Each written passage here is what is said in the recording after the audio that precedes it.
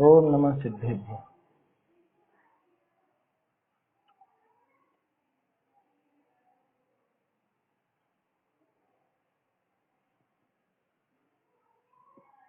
श्री जिन शासन गुरु नमो नाना विधि सुखकार, आत्म हित उपदेश तें करें मंगलाचार, करें मंगलाचार। आत्मानुशासन ग्रंथ पर हमारी चर्चा चल रही है और इसमें भी अब आचार्य देव बता रहे हैं कि हमारी जो पदवी है, हमारा जो ये मोक्ष मार्ग है या जिस धर्म मार्ग में हम लगे हैं, इसमें दोष होना बहुत अपने लिए हानि की बात है।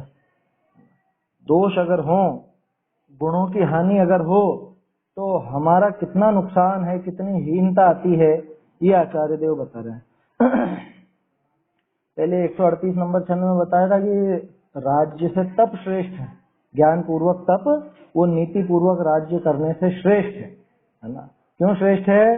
क्योंकि राज छोड़ करके जो तप धारण करता है वो ऊंचा होता है, और तप छोड़ करके जो राज धारण करता है वो नीचा होता है, निम्न पने को पाता है। इसलिए राज से तो तप श्रेष्ठ है, इतनी तो बात हुई।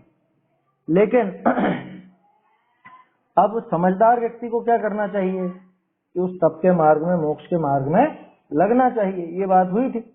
इसके बाद फिर बात आई कि उस मार्ग में तो लगे, लेकिन अगर वहां पे दोष खड़े करे, है ना, कि साहब हमने उस मार्ग में लग गए, हमने उस पद को धारण कर लिया, अब तो ठीक है, कि नहीं, उसमें अगर गुणों की हानि हुई, अगर उसके लायक, उस पदवी के लायक गुणों का पालन नहीं किया, उन गुणों को धारण नहीं किया, तो वास्तव में बहुत हीनता हो जाएगी। कैसे हो जाएगी? कि जैसे फूल है, फूल में जब तक वो गुण रहते हैं तब तक उनको सब अपने सिर माथे पर रखें, और उसके जो गुण हैं, वो खुशबू, वो कोमलता, वो सब निकल जाने के बाद कोई पैरों से छूना भी नहीं चाहता। ये दुर्दशा हो जाती है। अब आगे और बता रहे हैं आचार्य देव, है ना, कि भाई ऊंचे पद पर रह करके गुणवान, मतलब उन गुणों में दोष लगाना उचित नहीं है ना। दोष तो रंच मात्र भी लगाना उचित नहीं है। तो सोचो कैसे उनकी तरफदारी कर ली जाए, कैसे उन दोषों को बर्दाश्त कर लिया जाए, कैसे उन, समझ लो कि उस पद के लायक जो कार्य नहीं है वो कार्य उस पद में कैसे कैसे बर्दाश्त कर ले। ऐसा नहीं होता है धर्म मार्ग। 100 में से 33 नंबर की, यहाँ पे 67 नंबर कम हो वो नहीं चलेगा, यहाँ 1 नंबर भी कम नहीं चलता, ऐसा है। एक भी कम रहा, एक भी गुण में दोष लगा, एक भी गुण का पालन नहीं हुआ, तो वो तो बहुत बुरी स्थिति हो जाती है। देखते हैं 140 नंबर का छंद है आगे। बहुत गुण होते भी, हाँ देखिए, एक लाइन बहुत अच्छी आई थी भावार्थ में, अपने वर्तमान गुणनी हीते वंद्यपना हो है। कोई कुल से कोई वंदनीय नहीं होता, पद से कोई वंदनीय नहीं होता, भेष से कोई वंदनीय नहीं होता। वर्तमान में आपके वो गुण है या नहीं? अगर वर्तमान में वो गुण हो तो ही वो वंदनीय पना होता है, नहीं तो नहीं होता। वर्तमान गुणों के आधार पर ही पूजा होती है। हम जो अरहंत की सिद्ध की पूजा भी करते हैं तो किस हिसाब से करते हैं, क्यों करते हैं? वो वर्तमान में वीतरागी सर्वज्ञ है इसलिए करते हैं, यही कारण है ना। देखिए क्या कह रहे हैं आगे, बहुत गुण होते भी दोष के अंश का भी रहना भला नहीं। क्या अरे साहब इतने गुण तो हैं, बाकी के तो नहीं, दोष का अंश मात्र भी रहना भला नहीं। ये तो अतिवादी लोग हैं, अतिवादी लोग हैं ये। क्या अत्यधिक, बिल्कुल जिसको कहते हैं ना उग्रता से उस चीज के पीछे पड़े हुए हैं, अतिवादी कहा जाता है ना। अतिवादी माने कि बिल्कुल नहीं, यही चाहिए, 100% चाहिए, 99 भी नहीं चलेगा वो। अरे भैया कौन है अतिवादी? यहाँ गुणभद्राचार्य लिख रहे हैं कि बहुत गुण होते भी दोष के अंश का भी रहना भला नहीं है, कि इतने इतने गुण तो हैं कि नहीं, वो दोष ही नजर आएंगे आपको, पूरी दुनिया को वो दोष ही नजर आएंगे, और दुनिया से मतलब नहीं है, वो जो दोष है वो उन गुणों को खत्म कर देंगे। बहुरी तिस दोष के अंश को रहते सते, तिस दोषमय पनो ही भलो है, ऐसा अन्योक्ति अलंकार करी स्वरूप दिखावता सता सूत्र कहे। क्या कह रहे हैं आचार्य देव कि वो जो थोड़े बहुत दोष हुए ना, बाकी तो गुण हैं, सारे गुण हैं, लेकिन थोड़े बहुत जो दोष हुए हैं उससे अच्छा तो पूरी तरह दोषमय हो, वो ज्यादा बढ़िया। ऐसा अन्योक्ति से यहाँ पे आचार्य देव उदाहरण दे रहे हैं। मुझे अन्योक्ति का अर्थ समझ में आया? अन्योक्ति माने जैसा लिखा है वैसा नहीं कहना चाह रहे हैं। क्या यहाँ क्या कह रहे हैं आचार्य देव कि भाई थोड़े से दोष से तो तू पूरा ही दोषवान हो जा, तो पूरा दोषवान हो जाए। फिर क्या आशय है उसका? आशय यह है कि ये दोष भी खत्म कर, उसका आशय ऐसा समझ, है ना। ऐसा मत लगा लेना कि अरे आचार्य देव ने कह दी पूरा ही दोषवान हो जा। अरे वो तो उलाहना दिया है, वो तो एक तरह से उस पर व्यंग्य कसा है। अरे तू दोष लगाता है तो पूरा ही दोषवान हो जाए, एक आध दोष से क्या होता है? आया समझ में? जैसे पहले भी उदाहरण दिया ना मैंने हमारे बाबूजी का, हमारे दादाजी थे, वो ये कहते थे वाह साहब वाह, बहुत बढ़िया करा, बहुत बढ़िया करा। तो क्या बहुत बढ़िया करा क्या? वो बहुत बढ़िया नहीं किया, कुछ काम बिगाड़ा है ना। बच्चे ने कोई मस्ती की है, कोई सामान फैला दिया है, कुछ तोड़ फोड़ दिया है, तो वो इस तरह से कहते थे। या कोई गड़बड़ हो गई है व्यापार में तो कहते थे वाह साहब वाह। तो वाह साहब वाह तारीफ नहीं है, वो उस पर व्यंग है कि ये क्या मूर्खता कर ली। तो ऐसे ही आचार्य देव जो यहाँ कह रहे हैं कि थोड़े दोष की जगह तो तू पूरा ही दोषवान हो जाता तो बढ़िया था। इसका क्या मतलब? इसका क्या मतलब? हो जाए दोषवान? कि नहीं, रंच मात्र भी दोष लगाना उचित नहीं है, ये उसका अर्थ है।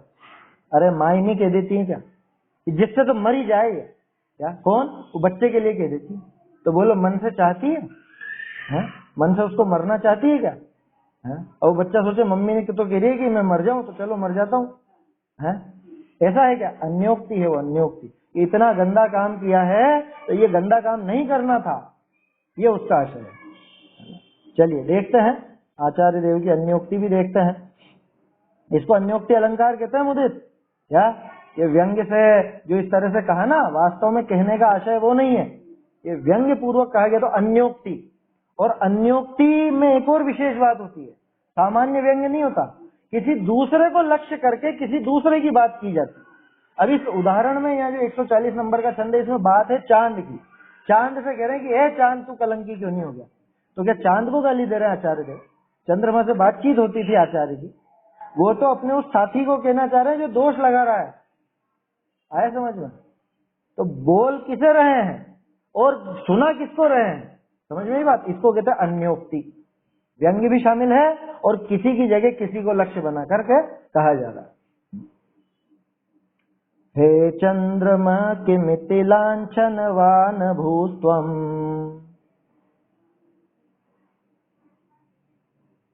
तद्वान् भवे किमिति तन्मय एव नाभू।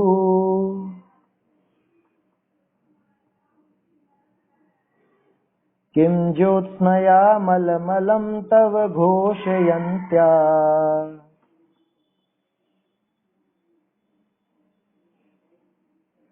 स्वर्भानुवन्ननु तथा सति नासि लक्ष्य।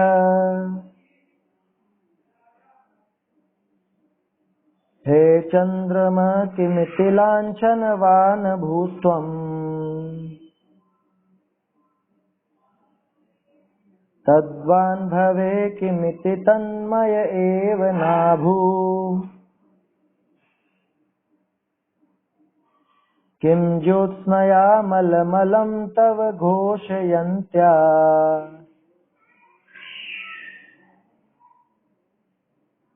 स्वर्भानुवन्ननु तथा सति नासि लक्ष्य।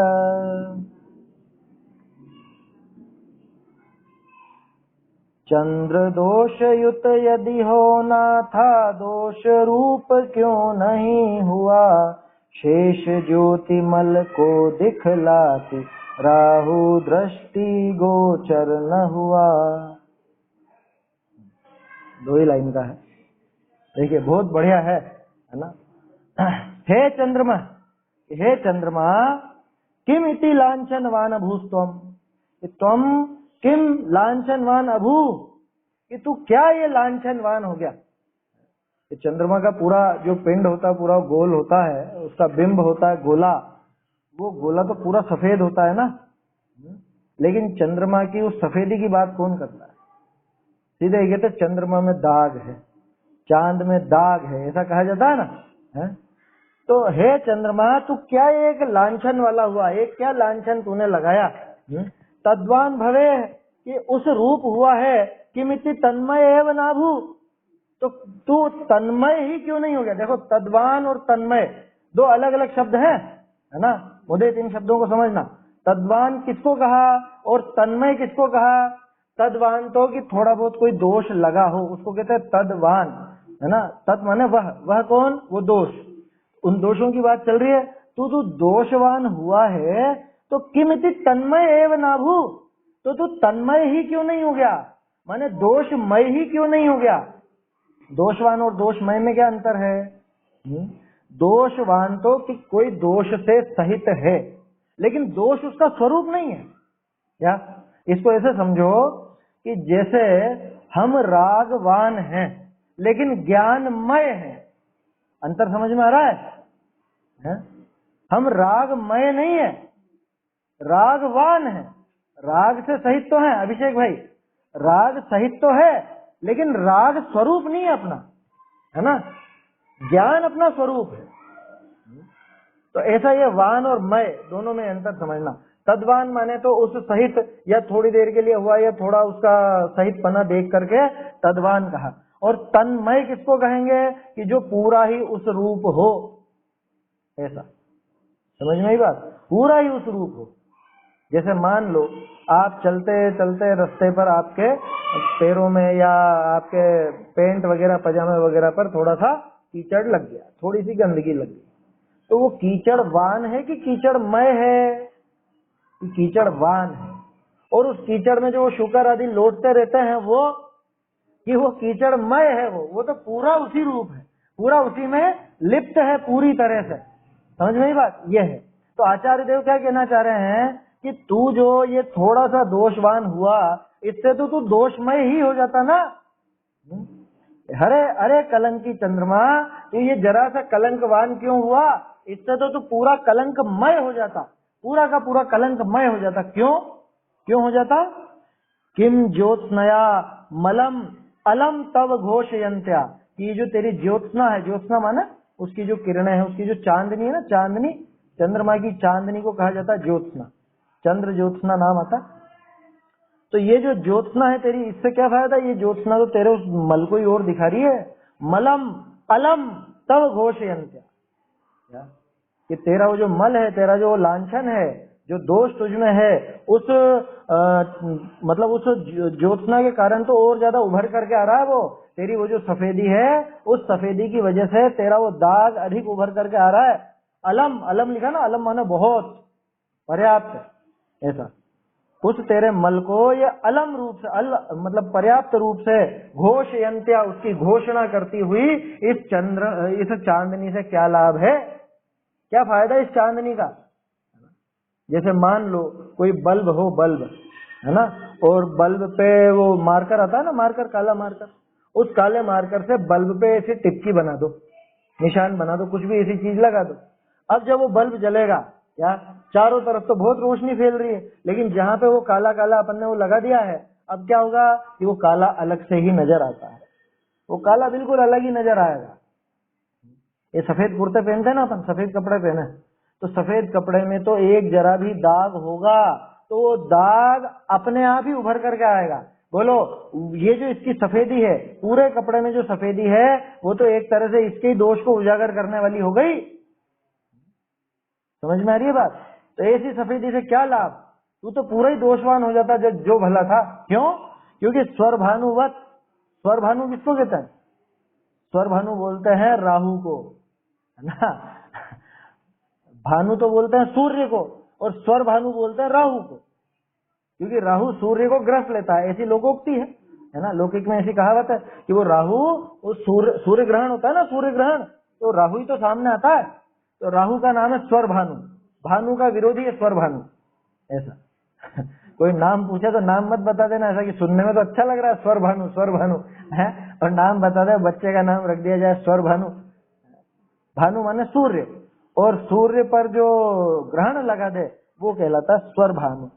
तो स्वर भानुवत, स्वर भानु के समान, है ना, तो बिल्कुल काला ही हो जाता, राहु पूरा काला बताया जाता है ना, बिल्कुल काला होता, तभी तो वो ग्रहण लगता है कि तू ये जो तूने एक जरा सा दोष लगाया है, इस दोष के जगह पे तो तू पूरा काला ही हो जाता, दोषमय ही हो जाता, किसके जैसा, राहु के समान। क्यों कि ननु तथा सती नासी लक्ष्य है, क्योंकि वैसा होने पर वास्तव में किसी का तेरी तरफ लक्ष्य ही नहीं जाता, कोई देखता ही नहीं तेरी तरफ। बोलो किसका दोष उजागर होता है कि जो पूरी तरह गुणवान नजर आता है, जो गुणी नजर आता है, उसी का दोष अलग से हाईलाइट होता है। सफेद कपड़े पर ही दाग लगते हैं। कल भी अपन ने उदाहरण लिया था ना, तो पेंटर लोग होते हैं, उनके कपड़े वो ऐसे कपड़े पहन करके आते हैं, क्योंकि रंगाई पुताई करनी है तो वो छींटे उड़ेंगे ही उड़ेंगे, तो पूरे कपड़े उनके रंग बिरंगे चितकबरे से रहते हैं।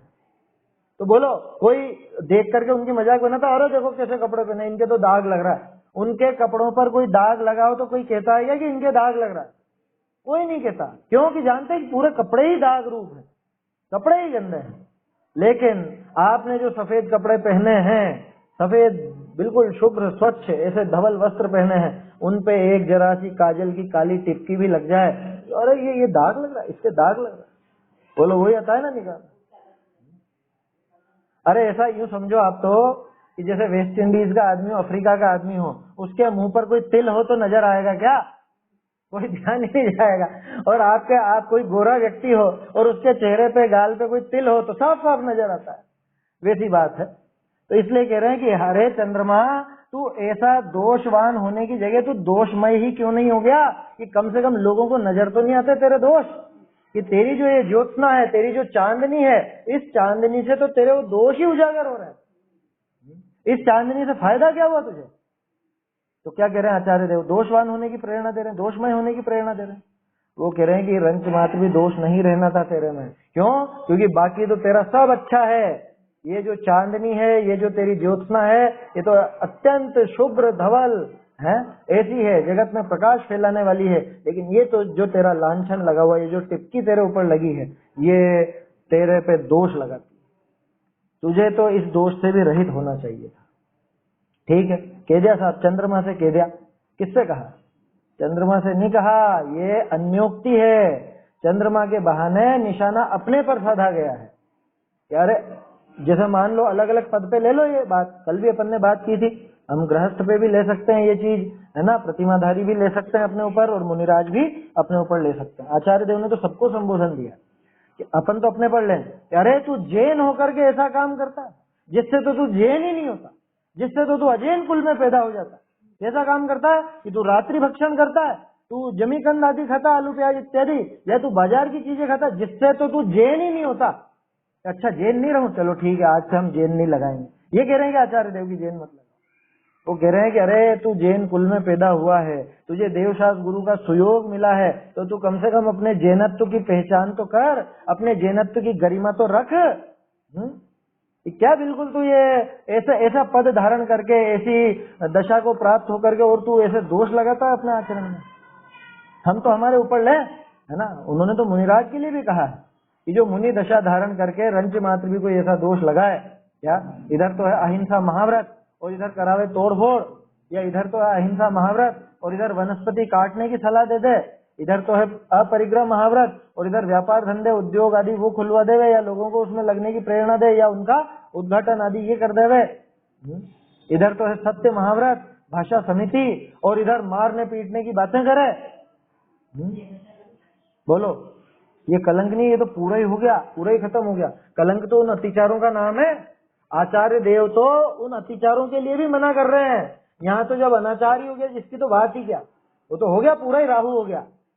जिसने ऐसे बड़े भारी दोष लगाए वो तो राहु जैसा ही हो गया, समझना। यहाँ तो उन व्यक्तियों की बात है कि जो थोड़े अतिचार आदि जिनके लग जाते हैं, समझ में ही बात। यहाँ तो अतिचारों तक की मना करेंगे आचार्य देव। अरे तुझे तो शोभा नहीं देता, एक इतना सा दाग भी तेरे कपड़ों पर शोभा नहीं देता रे, हैं? एक छोटा सा दाग भी ये तेरी ये जो पूरी चांदनी है इसको धूमिल कर देता है। लोग उस चांदनी की बात नहीं करते इतनी जितनी उस कलंक की बात करते। आया समझ में? बोलो महान तपस्वी हो, खूब हो। माघनंदी आचार्य की तपस्या में क्या कमी थी? माघनंदी आचार्य जो थे, किस्सा सुना ना सबने, अभिषेक भाई मोदित, माघनंदी आचार्य का प्रसंग मालूम है? माघनंदी आचार्य जो थे बहुत विशेष ज्ञाता थे, जबरदस्त। बहुत ज्ञानी थे और महान तपस्वी थे, ठीक है, लेकिन कोई भी इस बहाने उनकी याद नहीं करता। किस बहाने याद करते हैं कि अरे वो उनको वो उस स्त्री के प्रति थोड़ा सा राग आ गया था तो दीक्षा छोड़ करके वहीं रह गए। बोलो, हालांकि बाद में फिर दीक्षित हो गए थे, उनको फिर बाद में अपना गौरव खुद जागा। किसी ने कहा कि इनका जवाब तो माघ नंदी ही देंगे, ऐसा करके किसी से कहा गया, तो उनको लग रहा अरे अभी भी मुझ पर इतना भरोसा, अभी भी मेरा ज्ञान तो वैसा का वैसा ही। तो फटाफट वापस से वो सब राग तोड़ करके और वापस से दीक्षित होकर के मुनि बन गए। अब बोलो पूरे जीवन में ये घटना कितने दिन की हुई?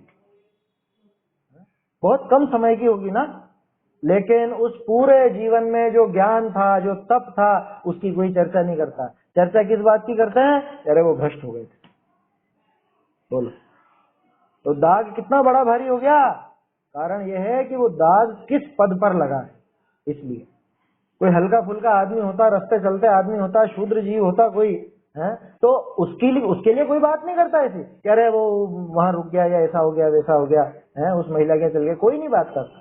कोई पहले से सत्य व्यसनी हो उसके लिए कोई ऐसी बात नहीं करेगा। अरे जैन मुनि होकर के देखो ऐसा काम किया, ये बात आती है ना कहने में। उनको खुद को उसकी ग्लानि हुई है ना, और कायदे से अपने को भी उनका वो जो तप है और ज्ञान है उसी की चर्चा करनी चाहिए, है ना। गुणों को देख करके उससे प्रेरणा लेनी चाहिए, ना कि अपने दोषों की पुष्टि के लिए महापुरुषों के जीवन का उदाहरण ले। क्या तो ऐसा है ये? अरे जिससे तो तू राहु जैसा काला ही हो जाता, कम से कम लोगों की निगाह तो नहीं जाती तेरे पे, तेरे दोषों पर। ऐसा आचार्य देव कह रहे हैं। तो कहने का अर्थ ये है कि ऐसे ऊंचे पद में आकर के और रंच मात्र भी दोष लगाना उचित नहीं। पिछला छंद देखा था ना अपन ने, गुणों की हानि से कितनी हीनता हो जाती है, गुणों की हीनता से कितनी हानि हो जाती है। वही बात है, यहाँ पर दोषों की तरफ से बात कर रहे हैं कि तेरे पद में जिस पद को तूने धारण किया है, जिस धर्म मार्ग को तूने धारण किया है, जिस मोक्ष मार्ग में तू आगे बढ़ रहा है, बोलो अगर हमसे जरा सा भी कुछ ऐसा काम हो जाता है जो थोड़ा कुछ लोक विरुद्ध हो, नीति विरुद्ध हो, तो लोग क्या कहते हैं? अरे मुमुक्षु, सब देख रखे मुमुक्षु, सब स्वाध्यायी देख रखे, सब क्या सब स्वाध्यायियों को देख रखा, नहीं करते ऐसी बात। तो बोलो कितना बड़ा भारी लांछन हो गया। इस पद पर रह करके मान लो मैं कोई व्यापार करता हूँ और उसमें आपको कोई ऐसा पता चलेगा अरे तो ठगता है, तो झूठ बोलता है दूसरे लोगों से, तो क्या होगा? अरे सब मुमुक्षुओं को, सब स्वाध्यायियों को देख। बोलो लांछन लगता है ना, और एक पे लांछन नहीं लगता, वो पूरे धर्म के ऊपर लांछन लगता है। इसलिए कह रहे हैं कि जिससे तो तू दोषवान नहीं दोषमय ही हो जाता। क्या आया समझ में? मुझे ध्यान रखना, अपने आचरण से अपना धर्म बदनाम होता है या अपने आचरण से अपना धर्म महान कहलाता है, दोनों ही बातें। क्योंकि न धर्मो धार्मिकेर बिना, है ना, रत्नकरण जी में है ये। तो धार्मिक के सहारे धर्म चलता है। अगर धर्म का आचरण करने वाला खोटा निकलेगा या वो कुछ गलती करेगा तो उसका दोष वो धर्म पर ही लगाएंगे, लोग बाग वो धर्म को ही गाली देंगे। ये अपने को कभी भी बर्दाश्त नहीं होना चाहिए, है ना। अपने आचरण में कभी ऐसी कोई कमी न रहे कि जिससे कोई दूसरा धर्म के ऊपर उंगली उठा सके। समझ में ही बात? अपना आचरण ऐसा होना चाहिए। अरे जैन तो ऐसा होता है गजब का, ऐसा होना चाहिए। उसको बोलते हैं प्रभावना, अपने आप होती है प्रभावना। और जो व्यक्ति उस पद में रह करके जो कोई दोष लगाता है या धर्म मार्ग की निंदा करवाता है, उसने क्या करा? उसने अप्रभावना करी। क्या उसने अप्रभावना करी? सोचो, प्रभावना जब महापुण्य है तो अप्रभावना कितना बड़ा पाप है। जैसे मान लो आप मुझे कहीं पर होटल में चाय वाय पीते हुए या कुछ भी करते हुए देखो तो क्या क्या सोचोगे? अरे क्या सब फालतू की बातें हैं और ऐसा वैसा है, कहने की बातें हैं। ध्यान रखना, दूसरों को दिखाने के लिए अपना आचरण हो या दूसरों से बचने के लिए आचरण नहीं करना है। हमें तो हमारा सुख साधना है, हमें तो हमारा मोक्ष मार्ग साधना है ना। ध्यान ये रखना है कि कहीं कोई ऐसा मैसेज न जाए, मैसेज का मतलब कहीं किसी को कोई ऐसा अपने आचरण से ऐसा संदेश न मिले कि जैन ऐसा होता है या धर्म मार्ग ऐसा होता है या स्वाध्याय ऐसे होता। अपने कारण कभी धर्म पर कलंक न आए, धर्म पर कोई दोष न दे, और जहां मौका बने धर्म की प्रभावना करने का उपाय करना। छोटे छोटे उदाहरण हैं लौकिक जीवन के ही। क्या सब्जी लेने गए, 5-10 रुपए खुले नहीं थे, 5 रुपए खुले नहीं थे, तब सब्जी वाले ने कहा ठीक है साहब इधर से निकलो तब दे जाना। अब बहुत देर भी हो गई, याद आ जाए फटाफट दे करके आना, जैसे ही खुल रहा है हाथों हाथ दे करके आओ, है ना। ओके, अरे चलो ठीक है, आगे अच्छी बात है, वो ऐसा कहेगा तो आपको क्या कहना चाहिए, अरे हम जैन हैं, हम किसी का पैसा ऐसे नहीं रखते। ये प्रभाव नहीं था और क्या है, हैं? सब्जी वाला आपसे पूछे ये तो ले जाओ, है भाभी जी ये तो ले जाओ, भाई साहब क्या ले जाओ, ये आलू ये कांदा ये भी तो ले जाओ, बैंगन अच्छे आए हैं, अरे हम जैन हैं, हम नहीं खाते। ये होती है प्रभावना। हम लोग तो ऐसे ही बोलते हैं, मैं तो ऐसे ही बोलता हूँ, क्योंकि कभी किसी नए सब्जी वाले से अपन मतलब जिससे रेगुलर नहीं लेते हैं और वो ऐसी बात करे, ये बढ़िया है ले जाओ बाबूजी ये ले जाओ, क्या आलू प्याज वगैरह लहसुन वगैरह, तो साफ जवाब देना हम जैन हम नहीं खाते। समझ में ही बात। अभी आपके दिमाग में एक चीज और उमड़ रही होगी, क्योंकि ऐसा होता है प्रैक्टिकल, वो कहता है अरे वो भी तो जैन है, वो तो ले जाता है? क्या रहे भैया वो उनकी जाने, है ना, होने को सभी तरह के लोग होते हैं, है ना, ब्राह्मण भी मांस मछली खाते हैं, तो क्या वो उससे सारे ब्राह्मण ऐसे हो गए क्या? ये जवाब रहेगा क्या? ये जैन धर्म तो ऐसा है भैया, हम हैं जैन, उनको मत देखो, आप तो हमको देखो। ये प्रभावना होती है, इस तरह से प्रभावना होती है। और जिसने ऐसा खोटा काम किया उसने अप्रभावना करी, ये समझ लेना। क्या जिससे जैन धर्म पर या जैनी पर, जैन समाज पर भी लांछन आए तो उसने अप्रभावना करी। इसलिए हमारा आचरण ऐसा होना चाहिए कि जिससे किसी को वो दोष लगाने का मौका ना मिले। गालियां तो कोई भी दे सकता है, उसमें दिक्कत नहीं है, क्योंकि अपने आचरण से भी चिढ़ते तो है ना, बहुत से लोग चिढ़ते हैं, यार ये नहीं खाते वो नहीं खाते और ऐसा और वैसा फालतू की बातें, तो इसमें कोई समस्या नहीं है। ये तो देखो, शराब की निंदा करने पर शराब के व्यापारी को बुरा लगेगा ही लगेगा, है ना। सप्त व्यसनों की निंदा करने पर सप्त व्यसन जहां से चलता है ना, तो वो उनको बुरा लगेगा ही लगेगा, तो इसलिए उससे घबराने की जरूरत नहीं है। यहाँ तो खास चीज है धर्म पर लांछन ना आए, धर्म मार्ग पर लांछन ना आए, अपने आचरण से वो धर्म को कोई भला बुरा न कहे। गाली देना अलग बात है, दोष नहीं निकाल सके कोई, समझ में ही बात।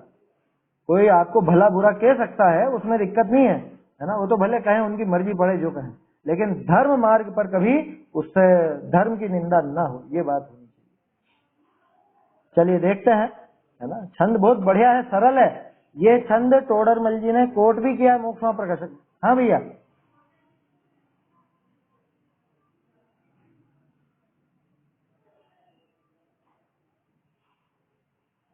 हाँ, दोष में कहाँ है, दोषवान है, इसीलिए जो दोषवान है उसके दोषों का अभाव करने की बात चल सकती है ना, लेकिन जो दोषमय ही हो वो थोड़ी ना नाश कर सकेगा। जैसे हम ज्ञानमय है तो ज्ञान का कभी नाश नहीं होगा, है ना, लेकिन रागवान है, रागमय नहीं होता आत्मा कभी। रागवान है तो राग का नाश किया जा सकता है, लेकिन ज्ञानवान नहीं, ज्ञानमय है। और वो जो अपन कहते हैं ना हम होंगे ज्ञानवान, वो सम्यक ज्ञान आदि की बात है कि पर्याय में हम ज्ञान प्रकट करेंगे, उसकी बात है, स्वभाव की बात नहीं है वहां, ऐसा लेना चाहिए। चलिए अर्थ देखते हैं। ज्ञान तो स्वभाव है ना, हाँ। ज्ञानवान जो कहते हैं वो पर्याय में सम्यक ज्ञान, सम्यक नहीं, ज्ञानमय कहते हैं ना, ज्ञानमय ही कहते हैं। चैतन्यमय, आनंदमय, ज्ञानमय, दर्शनमय, चेतनामय, यही तो कहा जाता है। वो जो अपन कहते हैं हम होंगे ज्ञानवान, तो कहाँ होंगे, स्वभाव से तो है, कहाँ होंगे, वो बात है सम्यक ज्ञान प्रकट करने की। तो जो नया प्रकट हो उसमें वान शब्द लगेगा, तो हम होंगे ज्ञानवान का अर्थ हम सम्यक ज्ञानी होंगे, वो पर्याय में होंगे, ऐसा। स्वभाव से तो ज्ञानी है ही सही, है ना। तो देखो स्वभाव में जो ज्ञान पड़ा है उसका नाम सम्यक ज्ञान नहीं है, वो तो ज्ञान स्वभाव है। और उस ज्ञान स्वभाव की पकड़ हो, ज्ञान स्वभाव की समझ हो, अपने को ये पता चल जाए कि मेरा स्वभाव इस ज्ञान रूप ही है, ऐसी बात हो, तब जाकर के कहा जाता है कि हाँ ये ज्ञानवान हो गया। ज्ञान में तो था ही सही, लेकिन अब पर्याय में भी ज्ञानवान हो गया, ऐसा। जबकि राग जो है वो कहाँ है, रागादि दोष वो तो है ही पर्याय में, वो तो कभी स्वभाव में आए ही नहीं, इसलिए जीव को कभी रागमय नहीं कहा जाता, है ना। कहा जाता का मतलब भले ऐसे शब्द आ जाए तो उसका आशय समझ लेना। यहाँ तो अपन ये अर्थ समझने की बात कर रहे हैं। कभी ऐसा शब्द लिखा मिल जाए तो बिल्कुल हार्ड एंड फास्ट मत समझना, यार देखो देखो आचार्य देव ने रागमय लिख दिया, दोषमय लिख दिया। तो रागमय जो लिखा भी है तो उसका आशय ये है कि ये उस राग से एकत्व कर रहा है, ये अज्ञानी बना हुआ है, तो अपन उसको रागमय कहते हैं। जैसे जो अज्ञानी है, मिथ्या दृष्टि है, उसको तो रागमय कहा, लेकिन ज्ञानी सम्यक दृष्टि को रागमय नहीं कहा। क्यों नहीं कहा? क्योंकि वो राग रूप स्वयं को नहीं मानता है ना, और वो अज्ञानी जो है वो स्वयं को राग रूप मान लेता है ऐसा।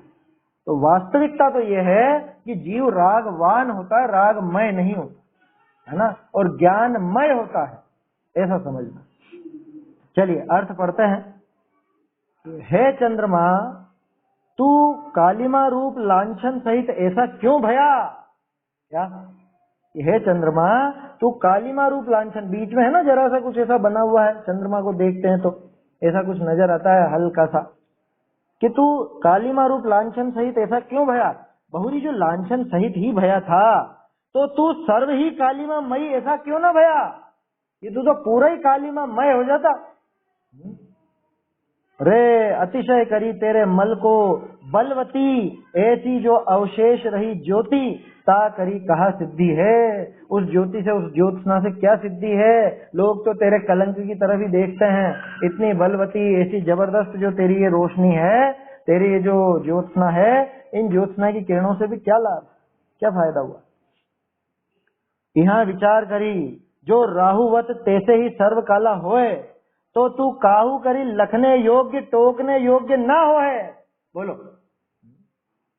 जैसे हम बाजार में खाएं तो हमको कोई टोक सकता है कि अरे तुम जैन होकर बाजार में खाते, लेकिन कोई हल्की जात वाला हो और वो उनका तो खान पान ही वो हो, वो बाजार में खाए, उसको कौन टोकता है? टोकेगा क्या कोई उसको? अन्य समाज का कोई ऐसा हो जिनका खान पान ही वैसा हो, जिनके तामसिक भोजन ही चले, उसको कौन टोकेगा? टोकेंगे तो जैन को ना है? तो तू ऐसा दोषमय हो जाता, कैसा? तो राहु के समान काला ही हो जाता, तो किसी के द्वारा न तो देखने योग्य होता, न टोकने योग्य होता। बोलो, राहु नजर आता है क्या? राहु कभी नजर नहीं आता। राहु सिर्फ सूर्य ग्रहण पर सूर्य को ग्रसता है, आया समझ में? तब भी नजर कहाँ आता है? नजर थोड़ी ना आता राहु। राहु नजर ही नहीं आता तो उसके दोषों की कोई बात ही नहीं करता। चंद्रमा नजर आता है साफ साफ, तो उसके दोषों की बात भी चलती। तो राहु जैसे हो जाओ तुम। तो ये राहु जैसे होने की नहीं कह रहे हैं, ये आचार्य देव उलाहना दे रहे हैं कि तू इतना भी दोषवान क्यों हुआ। यहाँ विचार कर, जो राहुवत तैसे ही सर्व काला होए, पूरी तरह वैसा का वैसा राहु जैसा काला हो जाए, तो तू किसी के द्वारा लखने योग्य माने देखने योग्य या फिर टोकने योग्य नहीं होगा।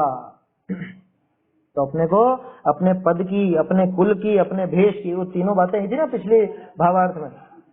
अपने कुल की परंपरा माने अपने कुल का जो गौरव है, जैन कुल में पैदा हुआ तो जैन कुल के लायक आचरण अपना हो। अपन ने कोई पद धारण किया है ना, ब्रह्मचर्य लिया या समझ लीजिए एलग जी छुल्लग जी हुए, या मुनि पद लिया या मुनि वेश धारण किया, तो कुल पद और वेश उसमें जरा भी दोष लगाना उचित नहीं। भावार्थ बहुत सुंदर लिखा है टोडरमल जी ने, और लिखना ही था क्योंकि ये छंद तो शायद छठे अधिकार में या पांचवें अधिकार में प्रयोग किया है। इस छंद का उल्लेख है वहां पर मोक्ष प्रकाशन में, छठे में ही है शायद।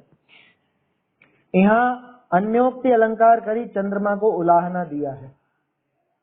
सो कोई ऊंची मुनि पदवी धारी है ना, मुनि पद धारण कर लिया, तिस विषय दोष लगावे है, ताको यह उलाहना जानना, उसको यह उलाहना समझना चाहिए। जैसे चंद्रमा उज्जवल पदवी का धारक, और वाके किंचित कालिमा दीसे है।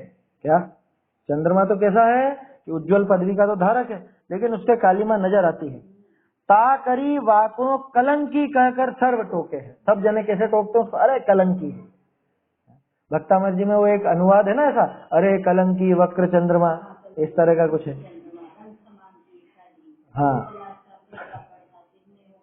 बोलो पांडु पलाश कल्पम। मुझे तो संस्कृत का ध्यान है, उसके अंदर कलंकी नहीं है शब्द, है ना, हिंदी में है वो, इसलिए वो ध्यान आ गया। क्या?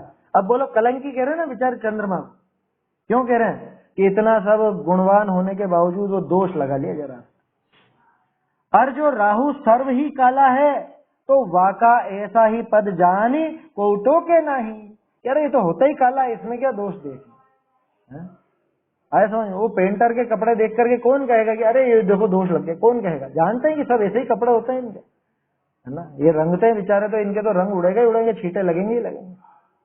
जो साफ सुथरे कपड़े पहनता है उसके ऊपर कोई छींटे आवे तो वो साफ साफ नजर आते। तैसे तू निर्मल ऊंची मुनि पदवी का धारक भया है। क्या कितनी ऊंची पदवी कि जो लोगुत्तमा कहलाती है, जो इस जगत में अरहंत सिद्धों के स्थान पर उनके समान रखा जाता है, जिनको नहीं रखते हैं। चत्तारी लोगुत्तमा में किसका नाम आया? अरहंत का, सिद्धों का, उसके बाद सीधे साधु का। तो बोलो अरहंत और सिद्धों की श्रेणी में जिनको बिठाया गया, इतना ऊंचा पद है मुनिराज का, इतना ऊंचा पद नहीं है चलते फिरते सिद्धों से गुरु है? अभिषेक भाई नियम सार जी नहीं है वो भी चलते फिरते सिद्ध, वहां कहा है। ये सब चीजें अपने मूल ग्रंथों में से निकल कर आई है, ये भजन वगैरह में और जो जो विशेषण आते हैं सब अलग से कहां से लाएंगे? देखो क्या कह रहे हैं, तैसे तू निर्मल ऊंची मुनि पदवी का धारक भया है, और तेरे कोई किछु दोष भासे है, ता करी तोको कलंकी मानी सर्व टोके। अगर तेरा कोई दोष नजर आएगा तो तुझे कलंकी कह करके सभी टोकेंगे, सभी जने टोकते हैं। और जो नीचे की गृहस्थ पदवी का धारक सर्व मल युक्त है, बोलो गृहस्थ को तो सर्व मल युक्त कहा आचार्य देव, है ही सही वास्तव में। यहाँ पे आरंभ है, परिग्रह है, तरह तरह की हिंसा है, अशुभ भाव है, तो मल ही तो मल है, यहाँ कौन सी शुद्धता है? शुद्धता तो मुनि दशा में है। क्या कह रहे हैं, जो नीचे की गृहस्थ पदवी का धारक सर्व मल युक्त है, तो वाका ऐसा ही पद जानी को टोके नहीं। जैसे मान लो कोई गृहस्थ व्यक्ति किसी महिला से बात करे, उसको कोई टोकेगा क्या? कोई नहीं टोकेगा, है ना। उसी की पत्नी से बात करे, कोई टोकेगा नहीं। लेकिन कोई मुनि पद के धारण करके और फिर किसी औरत से बात करे तो अरे ये क्या करते हैं, ये तो दोष लगाते हैं, ये तो गड़बड़ है कुछ ना कुछ। ऐसा ही होगा ना, है? तो उस भूमिका के लायक नहीं था, ऐसा काम करने पर सभी टोकेंगे, सभी दोष लगाएंगे। और जो नीचे की गृहस्थ पदवी का धारक सर्व मल युक्त है, तो वाका ऐसा ही पद जानी को टोके नहीं। ऐसा पद जान करके कोई उसको टोकता नहीं। ताते चंद्रमा का मिस करी, मिस माने उसके बहाने से, चंद्रमा के बहाने से या को सीख दई है, क्या ऐसी सीख दी कि तू दोष सहित क्यों भया, कि तू दोषवान क्यों हो गया, तूने ये दोष क्यों लगाया? ऊंची मुनि पदवी छोड़ी नीचली गृहस्थ पदवी ही अंगीकार करनी थी। बोलो ये ऐसा अर्थ निकाला यहाँ कि इससे तो तू गृहस्थ दशा नहीं रहता, तुझे अगर ये सारे काम करने थे तो। क्या कह रहे हैं गुणभद्राचार्य, कि इतने ऊंचे पद पर बैठ करके और ऐसा काम किया है कि इससे तो तू गृहस्थ दशा छोड़ के ही मत आता ना। बोलो कि यहाँ मठ बना लिया और मठ बना करके यहाँ मठाधीश बन करके अपन बैठ गए हैं, कि भैया जिससे तो तू घर का पालन कर रहा था जो ही ठीक था, वहां घर गृहस्थी संभालता था, यहाँ मठ संभालने लग गया है। वहां पे अपना राज चलाता था, अब यहाँ आकर के अपना राज चलाने लग गया। बोलो जैसे कोई ठेकेदार हो ना, ठेकेदार समझते हो ना, मकान आदि का निर्माण करने वाला, उनका तो काम ही है तोड़ फोड़ करना, मकान बनाना, ये बनाना वो बनाना। अब मान लो मुनि वेश धारण करके वो तोड़ फोड़ कराई जाए, है वो उधम मचाई जाए, और उसके बाद फिर वो निर्माण भी खूब ऐसे कराया जाए कि भैया जिससे तो पहले वो ठेकेदार था जो ही ठीक था, कि यही काम कर रहा है अभी और कुछ नहीं सोच रहा, यहाँ ये तोड़ा दिया, वहां वो फोड़ा दिया, और यहाँ ये बना लिया, वहां वो बना लिया, एक नया संकुल खड़ा कर दिया। क्या बोलो, जिससे तो तू गृहस्थ पदवी ही अंगीकार करनी थी। क्या कह रहे हैं, जो दोष सहित होना था तो सर्व ही दोष युक्त क्यों ना भया। एक मिनट कुछ छूट गया। जो नीचे की गृहस्थ पदवी का धारक सर्वमल युक्त है, तो वाका ऐसा ही पद जानी कोई टोके नहीं है। ताते चंद्रमा का मिस करी या को सीख दइए कि तू दोष सहित क्यों भया, तुझे जरा सा भी दोष नहीं लगाना था, और जो दोष सहित होना था तो सर्व ही दोष युक्त क्यों ना भया। एक दोष लगाए तो 100 और लगा ले, पूरा ही दोषवान हो जाना, फिर क्या बचा है। समझ में नाम लिखा देते हैं ना आजकल, क्या लिखवा देते हैं वो, क्या मुनि निवास, संत निवास, संतों का निवास होता है। हमारे यहाँ तो अनगार कहा जाता है मुनिराज को, अनगार, और तुम जो अगार बनाए जा रहे हो उससे मुनिराज कैसे होते हैं, अगारी की अनगारी है, सागार होते हैं कि अनगार होते हैं। मुदित अनगार शब्द सुना कि नहीं सुना पहले, अनगार नहीं सुना? श्रावक को, गृहस्थ को बोला जाता सागार। आगार माने घर, है ना? अरे ये रोडवेज की बसों पे लिखा देखा होगा ना, झालावाड़ आगार, कोटा आगार। आगार माने डिपो, आगार बोलते हैं डिपो को, क्या जयपुर आगार। तो आगार माने वो घर, समझ में ही बात? आगार का अर्थ घर होता है। तो सागार होता है गृहस्थ, गृहस्थ का एक नाम है सागार। श्रावक को कहा जाता है सागार और मुनिराज को कहा जाता है अनगार, कि अगार रहित है ये। और हमने तो नाम रख दिया संत निवास, मुनि निवास। निवास होता है, मुनिराज का निवास होता है। कि तुम्हें निवास ही बनाना था तो घर बना के क्यों नहीं गृहस्थ पने में रह लिए, या उस घर को छोड़ के नया घर क्यों बनाया और नाम मुनि पने का बदनाम क्यों किया? समझ में ही बात? किसी पे कोई व्यक्तिगत लांछन नहीं है, कोई व्यक्तिगत किसी की कोई बात नहीं है। यहाँ तो आचार्य देव सबको एक ही स्थान पर रख के समझा रहे हैं। जो जिस पद में हो वो उस पद से समझे। क्या मुनि पने में हो तो मुनि पने से समझे, गृहस्थ दशा में अपन है तो अपन अपनी बात लगाएं कि हम जैन हैं, हमारा आचरण जैनों के अनुसार होना चाहिए, जैन कुल के लायक होना चाहिए, जैन धर्म के लायक होना चाहिए, वो अपना पद है। उस पद से नीचा काम हमारे आचरण में नहीं होना चाहिए। बोलो, तब जाकर के वो निर्मल कह पाए, मतलब वो कलंक रहित कहला पाएगा। नहीं तो कलंकी हो गया तो पूरा कलंकवान हो जाता राहु के जैसा, है? जिससे तो अजैन कुल में पैदा हो जाता। तुझे यही सब खाना था तो तुझे यही सब आचरण करना था तो तू अजैन क्यों नहीं हो गया, है? तू भ्रष्ट क्यों नहीं हो गया? तो अब क्या कहें, नाम भी तो नहीं ले सकते खुलकर समझ में ही बात? तो ऐसे ऐसे नीच गोत्र में क्यों नहीं पैदा हो गया अगर तुझे ऐसे ही खोटा काम करना था? ऐसा उलाहना है आचार्य देव का। और कोरा उलाहना नहीं है, वास्तव में उनको जबरदस्त पीड़ा रही होगी तब जाकर के छंद लिखा और इतने कठोर शब्द लिखे। आप सोचिए तो सही, आचार्य देव को कितना कितना बुरा लगा होगा। कह रहे इससे हमारा अनादि निधन जैन शासन बदनाम होता है, इससे ये मोक्ष मार्ग कलंकित होता है, लोगों की निगाह में मोक्ष मार्ग की इज्जत गिरती है। बोलो नहीं हुआ होगा दुख? ऐसा दुख लगना चाहिए कोई अगर ऐसा दोषपूर्ण आचरण अपना दिखे तो। दूसरे को नहीं देखना है कि अरे वो ऐसा करता है, वो ऐसा करता है, वो ऐसा करता है। हम तो हमारी देखें। क्या कहा? जो दोष सहित होना था तो सर्व ही दोष युक्त क्यों न भया। क्यों नहीं हो गया? कौन कह रहा है ये? गुणभद्राचार्य ने कहा है 1200 साल पहले, कोई चंजी नहीं कह रहे हैं। आया समझ में? कि यहाँ पे मैं बोल रहा हूँ कि टोडरमल जी ने बोल दिया, किसी ने नहीं कहा।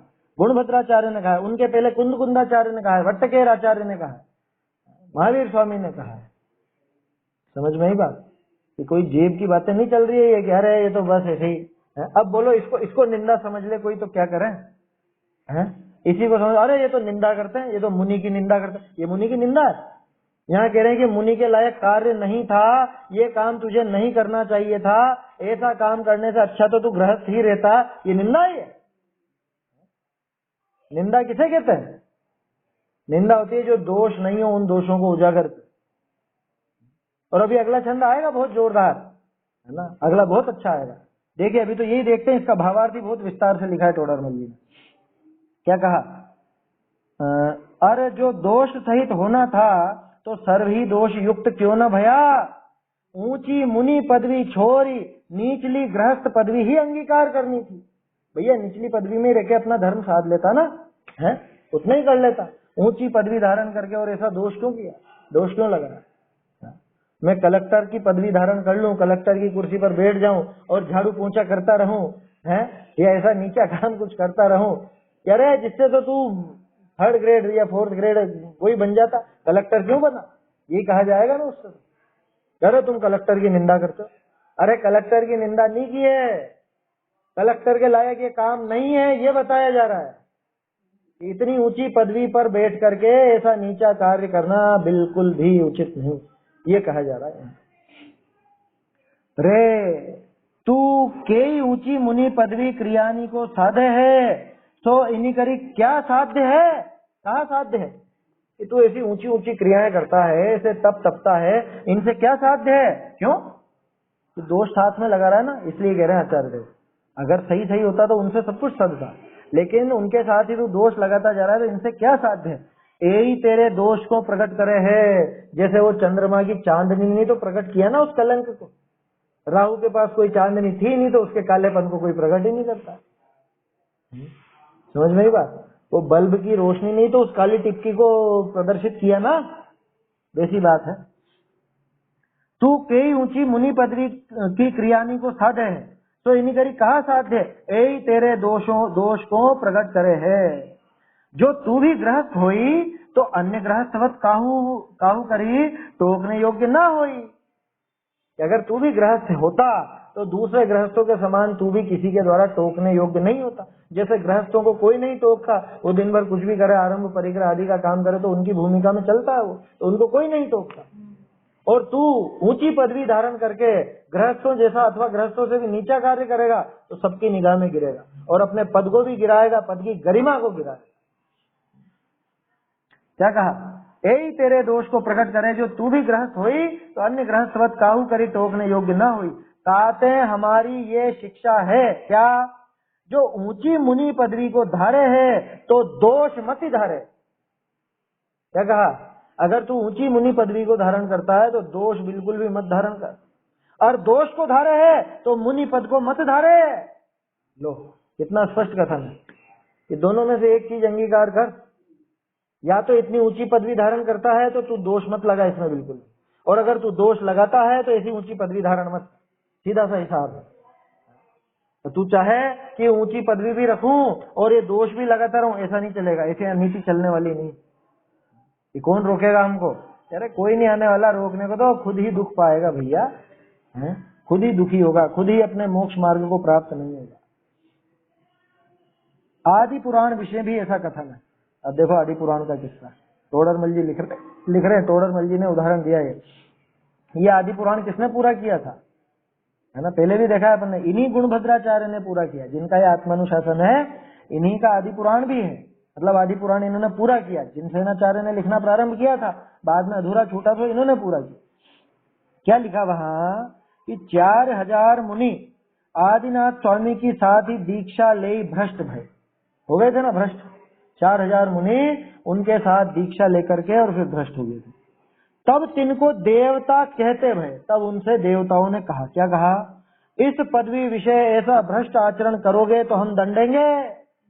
क्या कि ऐसा ऊंचा पद धारण करके तुम भ्रष्ट आचरण करोगे, ऊटपटांग आचरण करोगे तो हम तुम्हें दंड देंगे। नहीं कहा था क्या? बोलो, हुआ कि नहीं हुआ ये किस्सा? ये तो प्रथमान युग की बात है ना, है जिनसेनाचार्य के आदि पुराण में है। अरे जहां जहां भी आदिनाथ जी का कथन मिलेगा, जहां भी वो 4000 राजाओं का कथन मिलेगा, वहां ये बात मिलेगी आपको, है ना ये किस्सा। तो ऐसा भ्रष्ट आचरण करोगे तो हम दंडेंगे। इस पदवी को छोड़ी जैसे रुचे तैसे करो।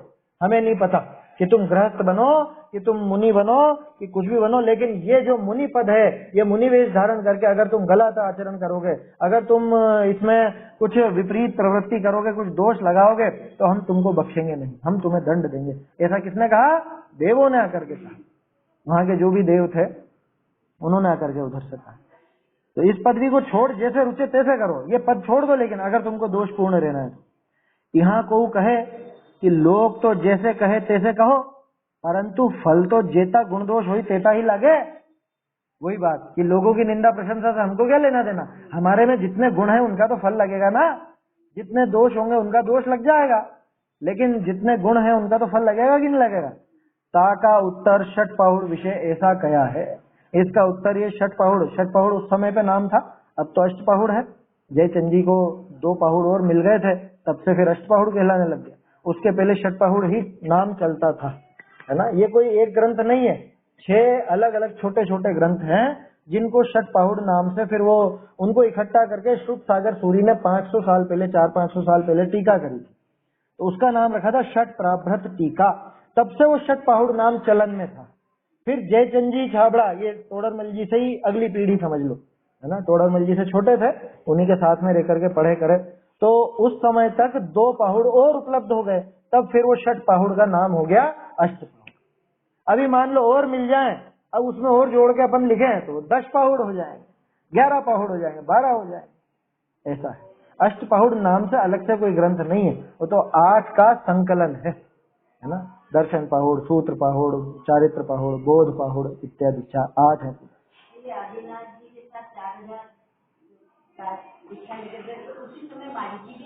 हाँ, मारीची भी उनके साथ ही, मारीची भी वही था।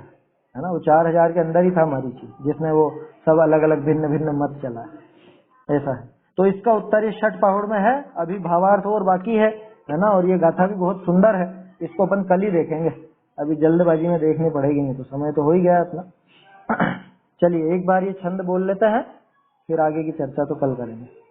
चंद्र दोष युत यदि होना था, दोष रूप क्यों नहीं हुआ, शेष ज्योतिमल को दिखलाती राहु दृष्टि गोचर न हुआ।